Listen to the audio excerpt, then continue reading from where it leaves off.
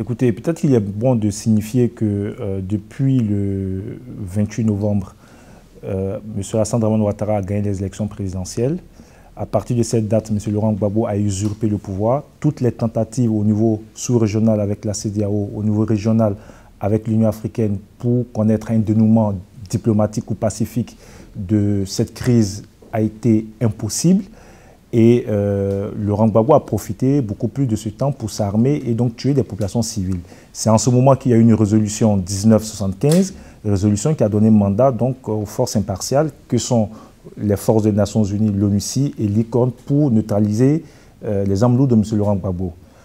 Concomitamment donc à cette action, les forces républicaines donc de Côte d'Ivoire, forces pro-Ouattara, ont engagé un combat sur le terrain pour déloger donc M. Laurent Gbagbo.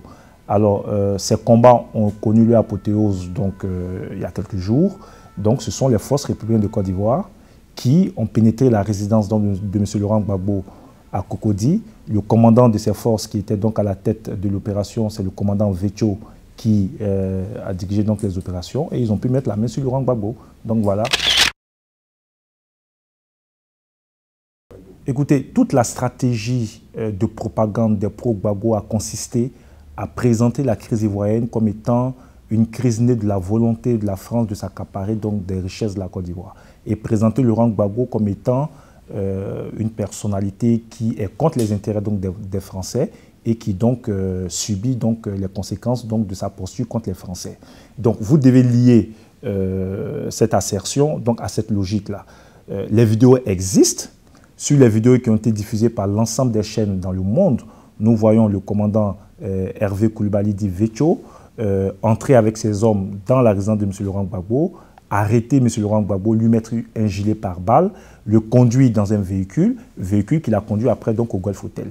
Ce que M. Alain Toussaint ou Maître Vergès peuvent dire relève du mensonge et donc de la propagande. Et pour moi, vous n'avez pas en tenu compte parce que cela ne repose sur aucun fait. Quand on nous montre une vidéo de l'armée française en train donc d'arrêter M. Laurent Gbagbo. Ceci étant, nous sommes d'accord que les frappes orchestrées par l'ONUCI et l'ICORN ont favorisé cette prise de M. Laurent Gbagbo puisque ces frappes ont permis donc de réduire considérablement sa capacité de réaction et sa capacité de nuisance. De là dire que ce sont les forces françaises qui sont allées chercher Laurent Gbagbo pour le remettre donc au Golf Hotel, ce n'est pas vrai. Écoutez, je n'avais pas pour intention de répondre personnellement à M. Alain Toussaint. Mais il faut que vous sachiez quand même avec qui vous parlez. M. Alain Toussaint, en 2002, dès l'éclatement de la crise armée de la rébellion, a dit sur toutes les antennes donc, mondiales, que le général Robert Guéhi, qui venait d'être assassiné, a été tué au combat alors qu'il s'apprêtait à aller prendre le pouvoir donc, à la radio-télévision ivoirienne. Nous savons tous après que M. Robert Guéhi a été pris à la cathédrale Saint-Paul d'Abidjan et a été assassiné par les hommes de Gbagbo. M. Alain Toussaint est un menteur, excusez-moi. La division des Ivoiriens ne date pas de maintenant.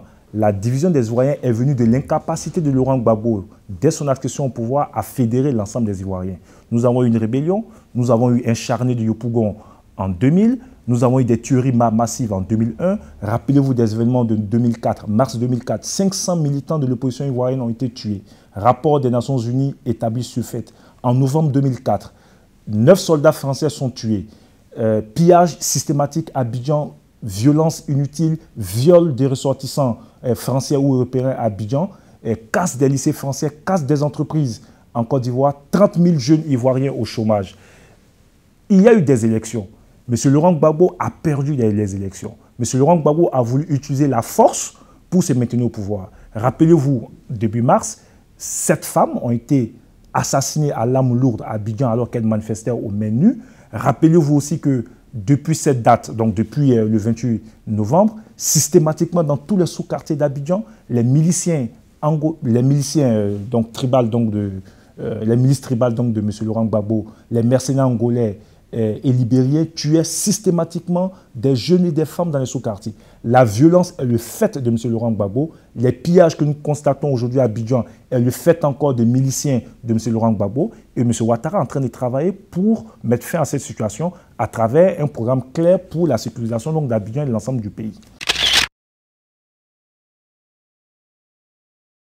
Mais d'abord, je dois rectifier une chose. Laurent Gbagbo n'est pas un président légitimement installé.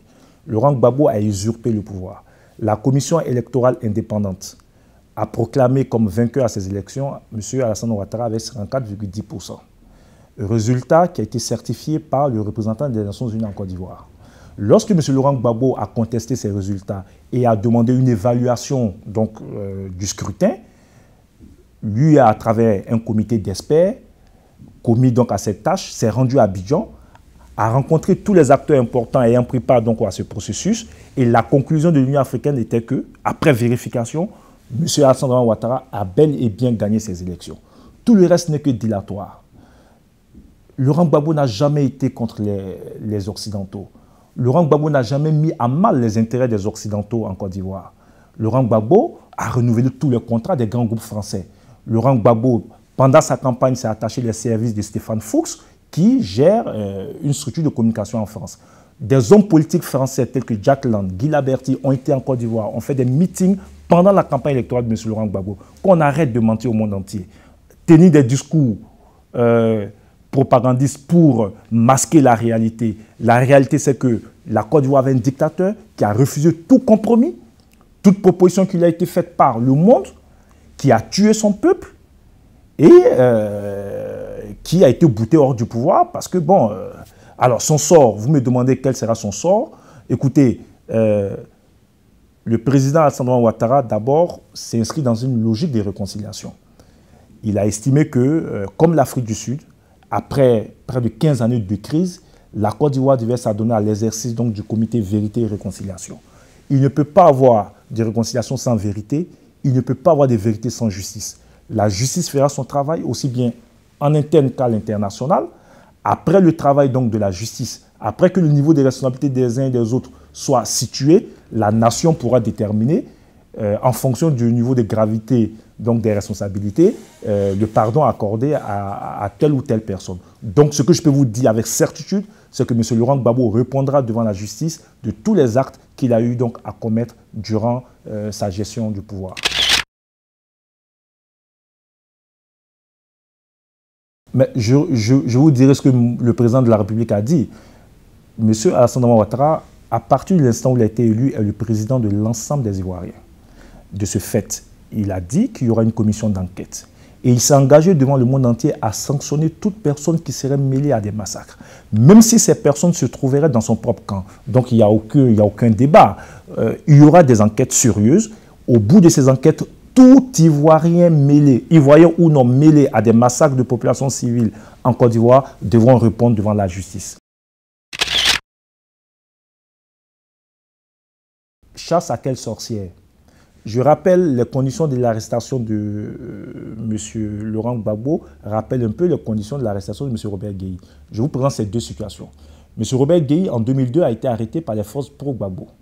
M. Robert Gueye a été assassiné, son épouse assassinée, ses enfants et petits-enfants assassinés, toute sa garde assassinée. Personne n'a été touché du côté de Gbagbo. Écoutez, nous ne sommes pas là pour répondre aux rumeurs. Ce que nous savons très officiellement, c'est que M. Tagoro est décédé dans une clinique à Abidjan. Les circonstances de son décès restent encore floues.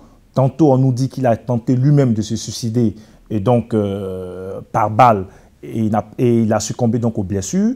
Tantôt, on nous dit qu'il aurait été frappé et qu'il a succombé aux blessures. Je vous dis qu'il y aura un comité Vérité et Réconciliation voulu par le président Alassane Ouattara. Toutes les lumières seront faites sur l'ensemble des situations et on verra.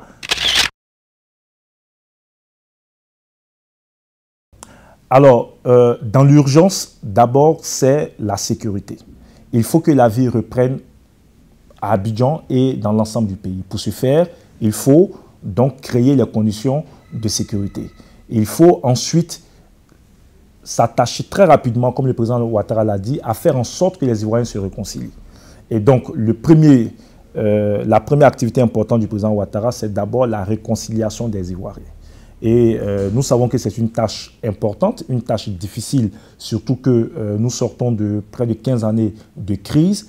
Mais M. Ouattara a les compétences, a les hommes et les ressources nécessaires pour aboutir donc à cette réconciliation. Et pour cela, il a besoin de tout le monde, même des pro-Gbagbo. Vous savez, M. Laurent Gbagbo a eu 45% des voix. M. Alassane Dramane Ouattara respecte ces 45% d'Ivoiriens qui ont voté pour M. Laurent Gbagbo. C'est pour cela qu'il s'est engagé à faire un gouvernement d'ouverture qui comprendrait donc des partisans de M. Laurent Gbagbo. Donc voilà, tous les engagements pris par M. Ouattara seront respectés. Oui, le général Mangou s'est rallié officiellement. Il a été présenté sur toutes les chaînes de télé. Au-delà de Mangou, tous les officiers supérieurs de l'armée de Côte d'Ivoire se sont ralliés donc au président Ouattara et travaillent avec lui actuellement pour ramener la sécurité en Côte d'Ivoire.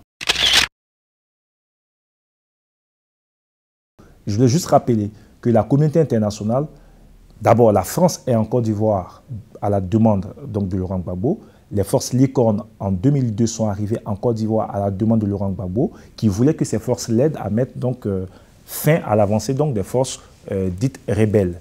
Ensuite, le mandat s'est vu donc transformé en mandat onusien. La communauté internationale nous a accompagnés dans le processus de sortie des crises. La communauté internationale nous a aidés dans l'organisation des élections. La communauté internationale nous a aidés dans le respect de la volonté du peuple ivoirien. Monsieur Alassane Dramane Ouattara ne travaillera que dans l'intérêt des Ivoiriens et de l'Afrique. Aucune puissance étrangère ne pourra s'accaparer de nos richesses contre notre volonté et M. Ouattara travaillera dans ce sens.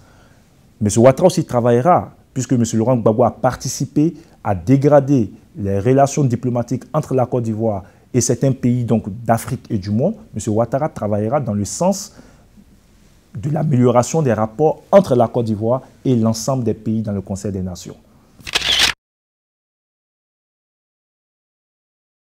Le dernier message, c'est de dire que la Côte d'Ivoire a connu près de 10 à 15 années de crise majeure. Il y a eu des élections qui, à nos yeux, sont des élections démocratiques. M. Ban Ki-moon nous dit qu'avec le taux de participation, avec la sincérité du scrutin, les élections en Côte d'Ivoire apparaissent à l'heure actuelle comme les élections les plus démocratiques dans le monde. Malheureusement, les Ivoiriens sortent d'un processus divisé et nous avons besoin de tout le monde pour nous aider à unifier notre pays, à réconcilier les Ivoiriens.